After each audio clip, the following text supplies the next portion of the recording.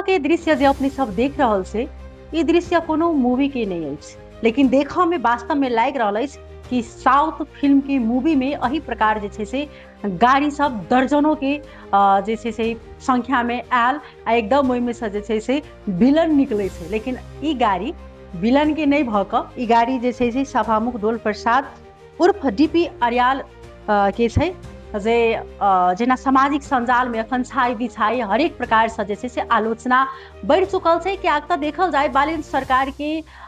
समय में एहिठाम 2 दिन के जे छै से विदा देल गेलै। ओना शनि दिन विदा होइ छलै अपना सबके, लेकिन रवि के सेहो विदा देल गेलै एहि दुआरे जे एहिठाम अखन किछु शायद जे छै से ई जे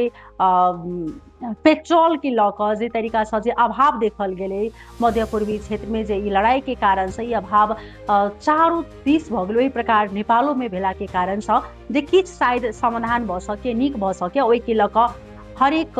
ठाम में विदा जे छै से भऽ चुकलै। स्कूल सब में विदा भेला के कारण से विभिन्न ठाम में आलोचना सेहो बढ़ि चुकलै। लेकिन तब भी शायद आब कहूँ जे भऽ सके जे अपन बालेन्द्र सरकार अपन ई जे छै से विदा वाला जे फिरता लेथुन, लेकिन अखन तक जे छै से ई विदा 2 दिन भऽ रहल अछि। ओहिके लऽ कऽ विभिन्न सामाजिक संजाल से लऽ कऽ हरेक ठाम में एहि चीज के आलोचना भेल।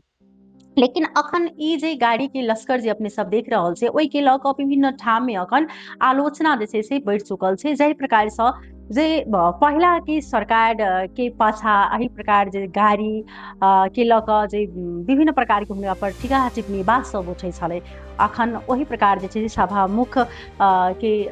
ई गाड़ी सबके लऽ कऽ जे छै से विभिन्न प्रकार के ई बात सब उठि रहल छै। ओना कहल जाइ छै कि कतौ धनगढ़ी के छै से ई दृश्य छै, कतौ सुदूर पश्चिम प्रादेशिक महेंद्रनगर विमानस्थल के जे छै से अनुगमन के लेल गेल छथिन।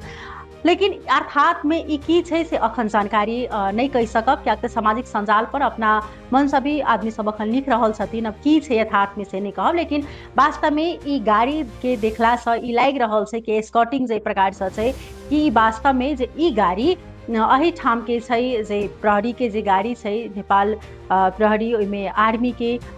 जे स्कॉटिंग छै ओहिसँ ई प्रश्न भऽ रहल छै कि जे ई नेपाले के ई दृश्य अछि आ एही ठाम के जे छै से दृश्य छै। लेकिन खास कऽ कऽ अखन तक पुष्टि नहीं भेल अछि, कियाक तऽ ओना देखल जाय तऽ बारम्बार अभिव्यक्ति किछु दऽ दै छथिन एखन एहिठाम मान्य सब, लेकिन बाद में AI के जे छै से कहि दै छथिन जे वो हम नहीं बाजल छी, तऽ ओहो भऽ सकैत अछि। अखन की खास से नहीं कहब, लेकिन सामाजिक संजाल पर अगर अखन एहि प्रकार से जे छै से नया सरकार के परिवर्तन के सरकार के जखन जे तरीका से जे आलोचना भऽ रहल अछि